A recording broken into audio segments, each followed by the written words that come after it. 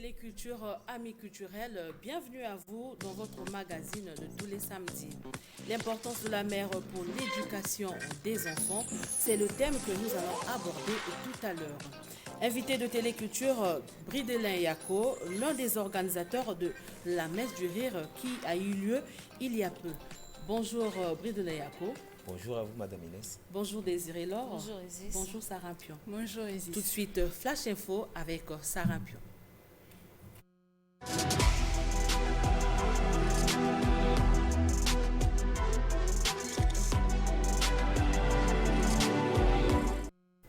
Amis téléculturels, bonjour. Tout de suite, flashback sur la célébration le 25 mai dernier de la Journée mondiale de l'Afrique. C'est dans ce contexte que la Maison Russe organisait en différé le mercredi 29 mai.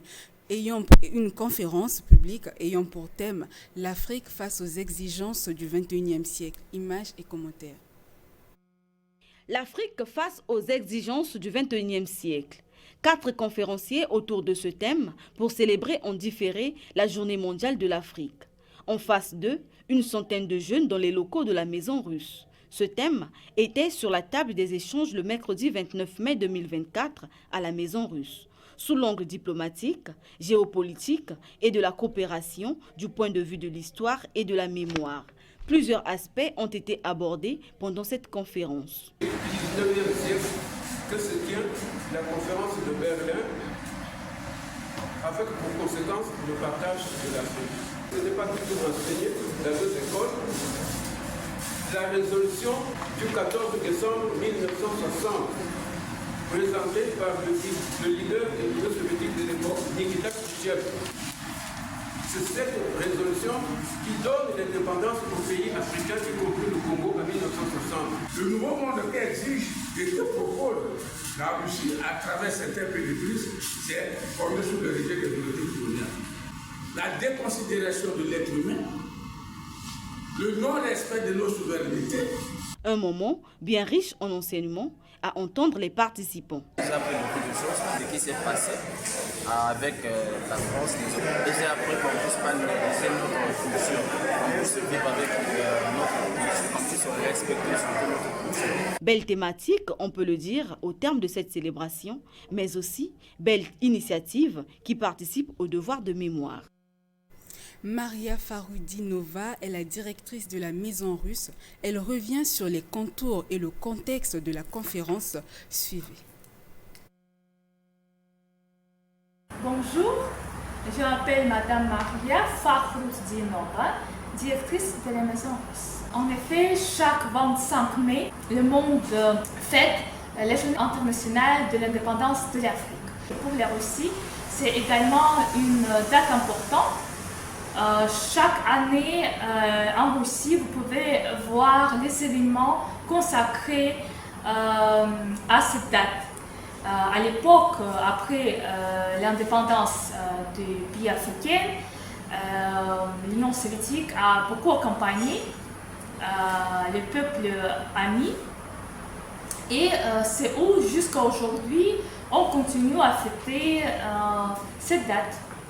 Moi, je peux vous dire que les maisons russes également, dans cette tradition, chaque année commémore le 25 mai. Et si l'année dernière, on a eu le spectacle consacré à la piste des peuples africains vers leur indépendance, cette année, on a pensé d'organiser la conférence débat qui puisse enrichir les jeunes par les connaissances de leur propre histoire, de l'histoire des différents pays africains, y compris Congo, et également de susciter les débats pour parler des défis d'aujourd'hui. C'est pourquoi on s'appelait cette conférence l'Afrique face aux exigences du XXIe siècle. Il ne s'agit pas seulement de défis qu'il faut se lever, mais également des compétences et des connaissances contemporaines dont les jeunesses a besoin. Et moi, je peux vous rappeler que cette année a été prononcée comme une année de la jeunesse par son Excellence, Monsieur le Président Denis Sassou Nguesso. Et dans cette logique, on s'adressait à l'audience le plus jeune. Et moi, je pense que cette conférence a suscité un grand intérêt par ces milieux. Chaque peuple commence par leur identité et après, chaque personne se demande c'est quoi patriotisme. Et l'amour vers le pays, c'est où, à mon avis, les jeunesses peuvent contribuer, doivent contribuer. Et c'est seulement avec les idées patriotiques que les jeunesses peuvent contribuer au développement de l'économie de leur propre pays. Moi, j'ai bien apprécié la conférence. C'était plutôt les conversations franches et ouvertes avec les experts, mais les jeunesses ont eu la possibilité d'échanger. Et moi, je peux dire que oui, les jeunes ont eu différents parcours parce qu'il y avait des jeunes qui viennent de lycée, il y a des jeunes qui ont déjà commencé leurs études universitaires, et il y a ceux qui sont récents diplômés. Donc, chaque parmi eux, ils ont un parcours et connaissance de l'histoire assez différents, mais en même temps, ce que je félicite, c'est qu'il me semblait que chaque parmi eux, ils ont trouvé quelque chose d'intéressant pour eux. Et moi, j'ai vu leur réaction. Les réactions étaient très vivantes et conviviales. Et moi, j'ai compris que ce débat a suscité un grand intérêt parmi les publics jeunes. Cela me fait penser d'organiser les mêmes conférences avec les mêmes formats ou avec différents formats dans le futur. La messe du rire, un concept bien original. Nous sommes là dans le monde de l'humour. Une dizaine d'artistes se sont réunis samedi 25 mai dernier au mémorial Pierre Savorgnon de Brazza pour un spectacle géant sur fond de parodie des messes catholiques. Théosia Bourangan y a pris part. Voici ses notes. Son de cloches, chants, homélies, bref, tous les symboles de la liturgie catholique sont bien réunis pour donner le ton de la messe du rire. Un concept inédit avec en première ligne Bruno Alves, Bridele Yako, Serge Chérubin, Christophe Bonz et bien sûr d'autres humoristes.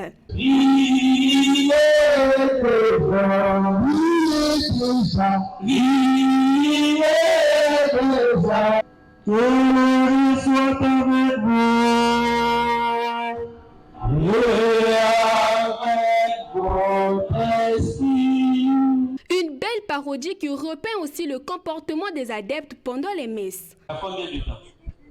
À rien. C'était pour ça, hein? Ça te fait quoi? Ça te fait quoi? C'est ce que vous faites souvent pendant la quête. Mais non. La lecture de confession de foi a été prononcée par tous. Et d'ailleurs, rien n'a été laissé au hasard. Le panier pour la dîme et les offrandes a bel et bien circulé. À la fin de la messe, je n'hésite pas à donner mon offrande afin d'aider à l'avancement de l'Église du rire par le Saint-Esprit. Amen. Amen. Toute somme, il est évident que le rire est un remède pour tous à tous les maux, un moment de détente bénéfique et enrichissant. Les participants à la messe du rire pourront bien le témoigner. Voilà, des sujets comme l'AVC dans le couple ont été abordés avec humour, bien entendu. Une fois de plus, désirez leur reportage. Pour cette édition de la messe du rire à Brazzaville, une dizaine d'humoristes congolais s'est succédé sur scène. Le rire étant une thérapie, ces artistes ont su égayer la foule venue des quatre coins de Brazzaville par leurs majestueuses prestations, abordant une diversité de thématiques liées aux scènes de vie courantes. Dernièrement, j'étais assise, je suis restée, maintenant tu sais que Bruno a eu le boulot. Quel Bruno? Le dernier de la classe. Ah, c'est comprenant de plus. Pour moi, l'humour, c'est vraiment une passion. C'est transmettre quelque chose au public. Et lorsque le public est satisfait, c'est le plus important. Il n'y a pas assez de femmes humoristes ici à Brazzaville. Bien qu'il y en a pas assez, mais on peut compter 10 aujourd'hui. Mais être invité à la messe du rire, c'est d'abord un honneur parce que ça fait que j'ai pu retenir l'attention de la messe du rire à un moment donné de ma carrière. Voilà pourquoi je suis là. Mon thème était sur l'AVC des couples. Aujourd'hui au Congo, lorsqu'on a tendance de parler des couples, on a toujours la sensation de voir le côté sombre, alors que deux fois, c'est pas ça. D'où j'ai mis cela à nu aujourd'hui. Après la scène, les organisateurs sont revenus sur l'importance de l'événement. La messe du rire est un événement qui a été fait parce que je suis un enfant de l'église catholique.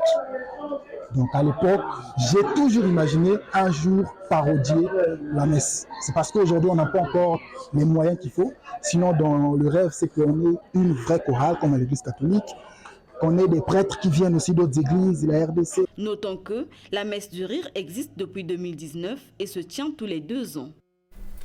Chers téléculturels, merci d'avoir suivi le Flash Info de Téléculture.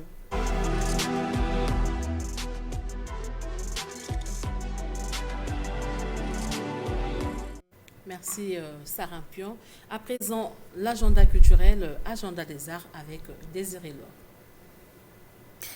Bonjour à tous les téléculturels. Retenez qu'à l'occasion de ses 15 ans de carrière, le 16 juin prochain, Bizaïs, qu'on appelle aussi le King du rap congolais, organisera un grand concert à l'Institut français du Congo. Un moment fort de louange et d'adoration le 8 juin à l'occasion de la 4e édition du Camp d'adoration, une initiative de la communauté Jeunesse en Christ dénommée Examen pour Christ. Tout ceci se tiendra au jardin de la préfecture de Brazzaville autour de 14 h. Pour permettre aux jeunes dont l'âge varie entre 18 et 45 ans de se faire former au métier d'assistanat de réalisation avec un professionnel du métier, la 5e édition du Gros Plan Festival international du film se tiendra du 17 au 22 juin à Pointe-Noire. Si vous souhaitez devenir assistant réalisateur sur les plateaux de tournage, inscrivez-vous dès maintenant au plus 242 06 861 04 06. Je répète, au plus 242 06 861 04 06. Alors, c'était les grands rendez-vous de notre agenda. Ici Soniangue. Merci Désiré Laure pour toutes ces informations. Alors, venons-en à notre invité, Bridele Yako. Bonjour. Bonjour. Comment vous vous sentez après la messe du rire? Je ressens quand même de la joie et, comment je peux dire, de la satisfaction.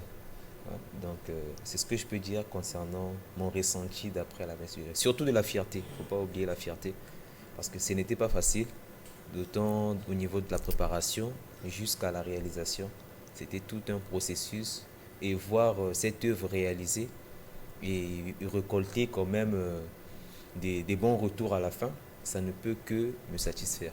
Ça vous a pris combien de temps cette préparation? La préparation, quasiment 1 année. Mais sur le côté artistique, nous avons préparé la messe du rire en 3 mois. En 3 mois sur la préparation artistique. Mais sinon, sur le plan de travail pour réaliser le spectacle avec notre équipe de production, quasiment 1 année. D'accord. Et quelle a été la particularité de cette édition par rapport aux précédentes?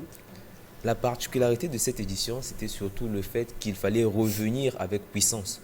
Parce qu'on ne va pas se le mentir, on avait perdu pas mal de paroissiens qui ne venaient plus à la messe. Du coup, il y avait plein de monde qui voulait confesser leurs péchés, qui voulait venir à l'église du rire. Et du coup, le fait que nous ayons lancé cette édition a donné un engouement. On voulait vraiment regagner encore ce public que nous avons perdu autrefois, chose qui a été faite. On espère qu'on va les pérenniser et qu'ils ne vont plus partir. Peut-être en un mot, la messe du rire, c'est quoi concrètement? Que doivent retenir les Congolais de la messe du rire? Ok. Les Congolais, vous devez retenir concernant la messe du rire que c'est avant tout un spectacle d'humour. Il n'y a rien de fâcheux, parce qu'il y a d'autres personnes qui disent que nous sommes en train de blasphémer parfois. Il n'y a rien de fâcheux. C'est aussi pour nous un moyen de transmettre, de véhiculer des messages pour pouvoir conscientiser surtout la jeunesse, étant donné qu'on dit que c'est l'année de la jeunesse. Alors, cette année, la messe du rire a été une édition réussie. À quand la prochaine messe du rire et où se tiendra-t-elle? Pour cette question, je ne pense pas pouvoir être à même de la répondre maintenant, parce que nous n'avons pas encore décidé la date à laquelle nous devons organiser la prochaine messe. Mais tout ce que je peux dire, c'est que nous vous reviendrons et nous reviendrons à tous nos téléculturels pour leur dire la date. Est-ce qu'on peut s'attendre à la messe du rire du côté de Pointe-Noire, de Lizy, Ouesso? C'est en cours. Nous y travaillons parce qu'il y a des gens de divers horizons, même Kinshasa, qui nous appellent, venez organiser la messe ici. C'est juste les moyens et nous avons besoin, on peut dire, de soutien. Par exemple, pour cette édition, nous avons eu droit à 2 producteurs qui se sont mis pour pouvoir organiser cet événement. Du coup, ça nous a allégé la tâche. En passant, je parle du groupe Kimia et de Brazzaland. Merci à eux qui ont soutenu ce projet du début jusqu'à la fin. Et que répondez-vous à ces personnes qui disent que la Côte d'Ivoire est la capitale de l'humour? La Côte d'Ivoire est la capitale de l'humour. On ne va pas se le mentir. En Côte d'Ivoire, le côté humour est assez développé parce que je ne vais pas dire qu'ils sont mauvais. Ils sont bons, certes, mais je pense qu'au Congo, on a plus de talent, surtout sur le stand-up. Nous sommes beaucoup plus qualifiés, plus doués qu'eux.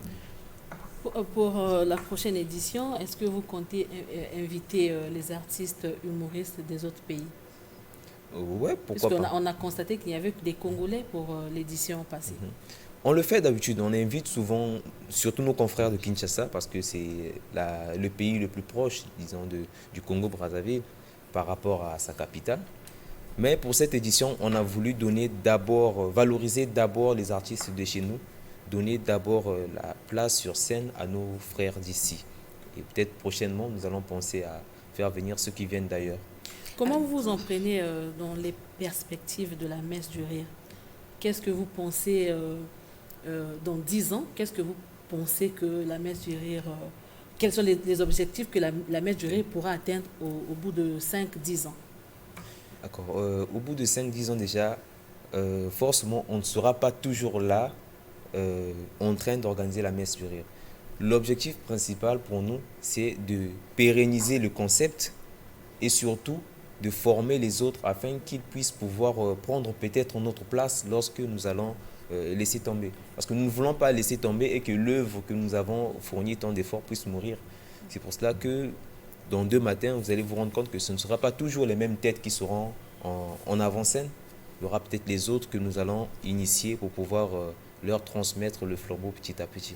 Alors, je reviendrai un peu sur la question de Sarah en disant que certaines personnes pensent que la Côte d'Ivoire est la capitale du rire.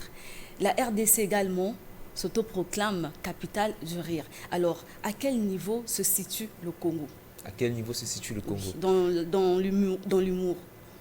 Il y a un sondage qui a été fait récemment, je pense que ça sort de la Côte d'Ivoire bien sûr, sur le volet humour en Afrique centrale par exemple. En Afrique centrale, le Congo est en 2e position du pays, en 2e position où le stand-up est assez évolué, où la qualité de notre rendu, de notre travail est assez excellent. En première position vient le Cameroun, bien sûr. Donc, je ne veux pas parler de la RDC. Je dis juste que nous sommes en 2e position. C'est déjà un bon pas. La preuve en est que l'année où j'ai participé au Parlement du Rire, le Congo était le 2e pays le plus représenté après la Côte d'Ivoire. Bon, la Côte d'Ivoire, je comprends, ils sont chez eux.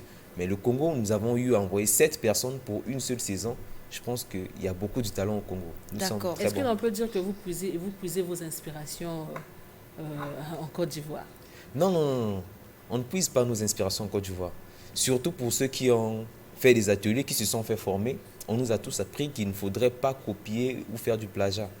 Il faut écrire, il faut chercher, il faut créer, comme le dit Platon, l'artiste, c'est celui qui est créateur, celui qui prend du monde imaginaire pour ramener dans le monde physique. Et c'est ce que nous avons appris à faire. Alors que la plupart, surtout pour les Ivoiriens, que je regarde souvent à la télé, dont je ne vais pas citer par exemple les noms, font des blagues Facebook, qu'on appelle souvent communément des blagues Facebook, ou lues sur Facebook et retransmis à la télé. Moi, quand je vois comme ça, personnellement, ça m'écœure quand même. Parce qu'en tant qu'artiste, on est censé créer et non faire du copier-coller. Alors, en parlant justement de la Côte d'Ivoire, Boudelin, est-ce que vous avez un humoriste auquel vous pouvez vous référer? En Côte d'Ivoire? Oui. Il n'est pas ivoirien, mais c'est M. Maman, président du Parlement du Rire. Il m'inspire beaucoup de par sa qualité et par le style qu'il fait. C'est mon coup de cœur en Côte d'Ivoire. D'accord. L'humour au Congo n'occupe pas une place de choix. Ben, c'est un constat. Hein. Ouais. Comment vous en sortez? C'est pas facile, c'est très difficile. Aujourd'hui, par exemple, la plupart des personnes qui soutiennent souvent les arts mettent beaucoup plus les mains au niveau de la musique, chose qui n'est pas mauvaise. On attend notre tour, on espère qu'ils viendront. D'ailleurs, ils sont en train de venir parce que, on ne va pas se le mentir, l'humour est en train de prendre de plus en plus de la valeur ici au pays aussi. Parce qu'autrefois, on pouvait faire des spectacles, ticket 5 000 francs, qui va venir? Même à 1000 francs, le Congolais venait négocier, même à 750. Mais aujourd'hui, vous avez quelqu'un comme Welfare Kaya, juste parfait, qui organise un spectacle, le ticket 10 000 francs. Mais il y a de l'engouement, il y a des gens qui viennent. La preuve en est que le 1er janvier, Welfare Kaya a rempli le palais des congrès jusqu'à la mezzanine. C'est 1500 places, plein pour un ticket 10 000 et 5 000. Les gens sont venus.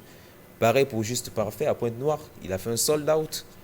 Les gens sont venus, ce qui revient à dire que la place de l'humour est en train de grimper. Alors, est-ce que vous, les humoristes congolais, vous êtes unis pour faire évoluer votre, si on peut appeler comme ça, votre plateforme? Exactement, oui. C'est notre combat à tous. Nous nous battons, nous nous serrons les coudes, main dans la main, pour faire monter cet art-là que nous aimons tant. Du plus grand, et je ne sais pas si Isaac est le plus grand humoriste, déjà de nos vieux comme les Ririclo, ils mettent la main à la pâte jusqu'aux plus petits qui viennent de naître. Tous, nous avons cette même philosophie, faire avancer cet art que nous aimons beaucoup, l'humour. Alors, nous sommes à la fin de notre entretien. En gros, qu'est-ce qu'on retient de la messe du rire? Tout ce qu'on peut retenir de la messe du rire, c'est que c'est un concept qui a été installé à Brazzaville, un concept d'humour. Parce qu'on ne va pas s'arrêter qu'au spectacle, nous allons tantôt faire aussi des vidéos, toujours avec la même optique ou bien le même objectif, celui de sensibiliser, celui de véhiculer un message, celui de peindre les mots qui minent notre société. Voilà, merci à vous, Brudelet Yako, pour toutes ces informations. Mais ne quittez pas ce plateau, on vous garde avec nous parce qu'on a un sujet à aborder tout à l'heure. Ça pourra vous intéresser. Pas de souci. Tout de suite, le clip de la semaine de Charlotte Dupanda. Elle ne l'a pas vu. Maman ne l'a pas vu. Pas vu. Hommage à toutes les mamans qui sont parties tôt et longue vie aux mamans qui sont encore en vie. Le rôle de la mère pour l'éducation des enfants, c'est notre thème. Alors, la mère, c'est la femme qui met au monde un ou plusieurs enfants. Désirez-leur, quel devrait être concrètement le rôle d'une mère? Alors, en parlant du rôle d'une mère, je dirais qu'une mère, une maman, c'est un guide, c'est une oreille attentive, une main tendue, un regard apaisant. C'est elle qui accompagne dans les choix.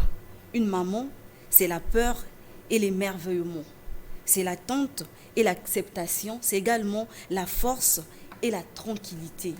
Une maman, c'est elle, c'est celle qui éduque, c'est celle qui inculque des valeurs à son enfant ou à ses enfants. Eh bien, pour ajouter à ce qu'a dit Désiré-Laure, je dirais que la maman, c'est aussi ce symbole d'amour, de patience, de tolérance, Isis. Brudelet Yako?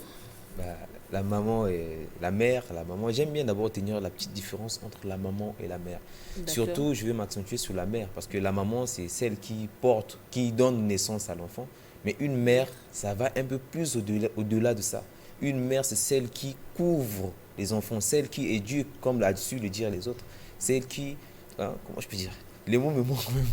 Celle qui inculque et qui apporte ce qu'il faut, non seulement dans le ventre de l'enfant, mais aussi dans sa tête et dans son être entier, en fait.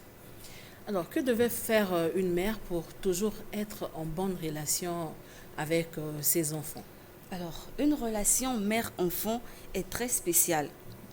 Et c'est par elle que passent de nombreuses valeurs. Pour toujours être en bonne relation avec ses enfants, il faut avoir un esprit d'écoute. Il faut assez de dialogue. Discuter avec les enfants, comprendre ce que les enfants veulent, essayer d'être à la place des enfants, ne pas avoir toujours un esprit ou un comportement autoritaire. Essayer de comprendre les enfants, les orienter sur ce qu'ils veulent. Pas dans le bon, pas dans le mauvais, mais quand c'est dans le mauvais, essayer de ramener les enfants à la raison, dire que le chemin que tu veux prendre n'est pas le bon. Voilà. Eh bien, que dire de plus si ce n'est qu'une mère doit être toujours présente dans l'éducation de ses enfants, toujours être la complice de ses enfants et les accompagner dans leur choix. Peu importe le choix qu'ils veulent faire, le choix de métier pour ceux qui sont déjà grands, ou encore même, on dirait, pour des enfants, même, il y a ces enfants qui décident aussi, peut-être qu'après le bac, on va dire, qui décident de ne plus continuer, de ne plus faire de longues études. Donc la maman doit toujours accepter, elle doit être là, accompagnée. Comme a dit Désiré, alors quand c'est le mauvais choix, il faut essayer de recadrer. Et quand c'est bon, accompagner, soutenir. Alors, vous convenez avec moi que certaines mères sont irresponsables, d'accord? Alors, et pensent que c'est au père de prendre la responsabilité de l'éducation des enfants. Effectivement, Isis, certaines mères ont cette mauvaise façon de penser. On ne doit pas seulement laisser la charge d'éduquer les enfants au père. C'est vrai que les pères sont de caractère autoritaire, mais il y a des femmes aussi plus autoritaires que les hommes. Ouais. Voilà. Il y a des femmes qui sont autoritaires que les hommes, donc la charge d'éduquer un enfant doit être partagée. Comment imaginez-vous qu'une mère célibataire arrive à bien éduquer ses enfants sans l'aide d'un père? Moi, par exemple, je prends mon exemple. J'ai été élevée par une mère qui a su jouer le rôle d'un père et d'une mère au même moment. Donc, elle a su bien nous éduquer et elle a su nous inculquer certaines valeurs. Aujourd'hui, c'est souvent difficile quand on voit une mère élever les enfants. On se dit que les mères, les mamans n'éduquent pas bien les enfants. Mais là, on se trompe. Il y a des mères qui éduquent les enfants mieux qu'un père. Vous direz à quoi un avis? Ouais, donc déjà, je pense que, je ne sais pas pour vous, mais le rôle d'une mère, c'est un rôle que, Dieu merci, que je ne vais jamais assumer. Je ne vais jamais être mère, je voulais dire, dans ma vie. C'est un rôle très capital. Parce que je me rends compte que vous, les mères, respect, vous avez du grand travail. Une mère est censée être à la fois très ferme, très sévère, et à la fois très douce et très flexible avec son enfant. C'est très difficile de jouer ces deux rôles en même temps. Parce que si tu es trop faible, l'enfant va te marcher dessus. Quand tu es trop sévère, parfois tu vas pousser l'enfant à faire n'importe quoi et l'enfant aura peur de toi au lieu de te respecter.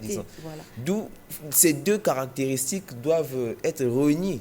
Ça doit être comme les deux faces d'une même pièce pour une mère et ça, c'est pas facile. Je veux même revenir sur cette question, sur l'importance de l'éducation d'une mère pour un enfant. Aujourd'hui, dans un couple, dans un foyer, lorsque l'enfant se tord, c'est le père blâme automatiquement la mère.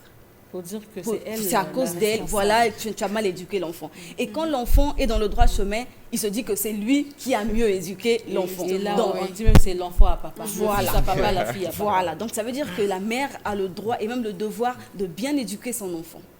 Oui. Ces mères qui démissionnent, qui sont démissionnaires ont tort parce que leur rôle est aussi fondamental et primordial. Voilà, mais merci à vous. Nous sommes à la fin de Téléculture. Un conseil pour les mères. Chères mères, soyez donc fiers de vous, puisque vous incarnez le pouvoir de rendre le monde meilleur. C'est par ces mots que nous mettons terme à Téléculture. On vous dit au revoir et à très bientôt sur Télé Congo. Excellent week-end chez vous.